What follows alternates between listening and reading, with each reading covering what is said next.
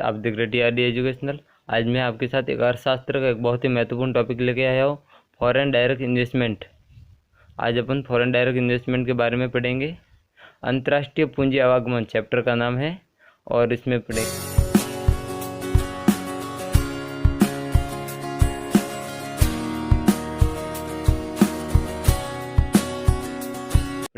विदेशी विनियोग, foreign investment.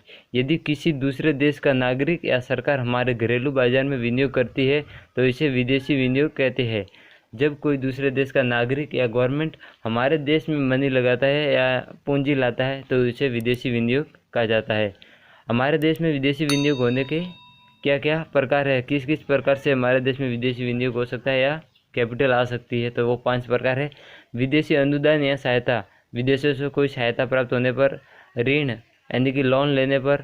Third है अनिवासी व्यक्तियों के द्वारा जमाए, यानी कि जो विदेशी नागरिक है उनके द्वारा भारत में जो पैसे जमा किए हैं उनके द्वारा भी हमारे पास पैसा आता है। और विदेशी प्रत्यक्ष निवेश FDI, फॉरेन डायरेक्ट इन्वेस्टमेंट। और 5वां है विदेशी पोर्टफोलियो निवेश, फॉरेन पोर्टफोलियो इन्वेस्टमेंट। ये 2 कंसेप्ट महत्वपूर्ण है, FDI और FPI, विदेशी प्रत्यक्ष निवेश और विदेशी पोर्टफोलियो निवेश। अपन इस लेक्चर में पार्ट 1 में विदेशी प्रत्यक्ष निवेश पढ़ेंगे और पार्ट 2 में विदेशी पोर्टफोलियो निवेश यानी कि FPI पढ़ेंगे। अब चालू करते हैं अपन। विदेशी प्रत्यक्ष निवेश FDI, foreign direct investment.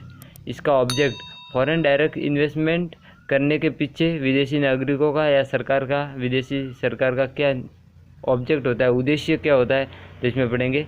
FDI के अंतर्गत एक देशवासी दूसरे देश में निवेश करता है।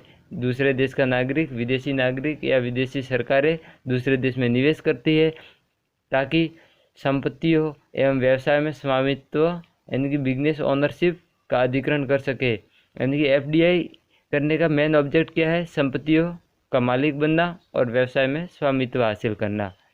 और FDI की सीमा क्या है, पॉइंट 2 है FDI की सीमा। यह निवेश कम से कम व्यवसाय या कंपनी की कुल पूंजी, टोटल कैपिटल का 10% होना चाहिए। मिनिमम 10% हो सकता है और मैक्सिमम वो डिसाइड होगा, उसके हिसाब से कर देंगे। FDI के सोर्स, FDI किस किस सोर्स में किया जाता है, FDI के लिए कौन कौन से सोर्स है। समता अंश पूंजी, समता अंश पूंजी यानी कि इक्विटी शेयर कैपिटल में कर सकते हैं। दूसरा है लाभों का पुनर्निवेश, रिजर्व एंड सरप्लस का पुनर्निवेश किया जाता है जो इक्विटी में हो सकता है। और इंट्रा कंपनी लोन यानी कि पेरेंट कंपनी द्वारा सब्सिडी कंपनी को, होल्डिंग कंपनी द्वारा सब्सिडी यानी कि धारक कंपनी द्वारा सहायक कंपनी को लोन देना। विनियोग कौन कर सकता है, चौथा पॉइंट है विनियोग कौन कर सकता है। व्यक्तिगत, कोई पर्सनली भी कर सकता है, संगठन, ऑर्गेनाइजेशन और असंगठित संगठन यानी कि जो नॉन ऑर्गेनाइज है वो भी कर सकते हैं। निजी कंपनी भी कर सकती है और पब्लिक कंपनी भी कर सकती है। सरकार एवं सरकारी एजेंसी आदि कर सकती है। FDI में निम्न प्रकार के निवेश किए जाते हैं। FDI नई कंपनी खोलकर किया जा सकता है और शाखा खोलकर, जॉइंट वेंचर करके या सहायक कंपनी यानी कि सब्सिडी कंपनी खोलकर।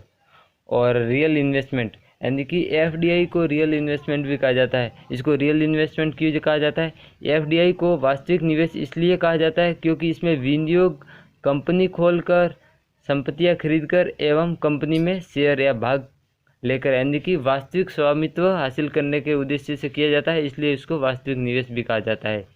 FDI का ऑब्जेक्ट व्यवसाय को नियंत्रण करने के लिए ताकि वोटिंग पावर अपने पास रहे तथा कंपनी की बोर्ड एवं निर्णय को प्रभावित कर सके। यानी कि FDI का मेन ऑब्जेक्ट होता है कंट्रोल हासिल करना, व्यवसाय पर नियंत्रण हासिल करना है। FDI के प्रकार, horizontal investment, vertical investment, conglomerate investment और टू वे या रेसिप्रोकल। हॉरिजॉन्टल इन्वेस्टमेंट का मतलब है वही व्यवसाय शुरू करना है, यानी कि जो विदेशी कंपनी व्यवसाय में पैसे लगा रही है या पूंजी लगा रही है वो अपने व्यवसाय से संबंधित हो। और दूसरा है वर्टिकल इन्वेस्टमेंट, इसमें मुख्य व्यवसाय से अलग लेकिन मुख्य व्यवसाय के आपूर्तिकर्ता के रूप में व्यवसाय करती हो, उस प्रकार की कंपनियों में पैसे लगाती है या पूंजी लगाती है। और थर्ड है कंग्लोमेरेट, कंग्लोमेरेट इन्वेस्टमेंट में ऐसा इन्वेस्टमेंट जिसका मेन बिजनेस यानी कि जो निवेश करता है उसके मेन बिजनेस या मुख्य व्यवसाय है उससे अलग होता है, उससे कोई संबंध नहीं होता है, उस प्रकार के व्यवसाय में पूंजी लगाती है। और लास्ट है टू वे या रेसिप्रोकल इन्वेस्टमेंट।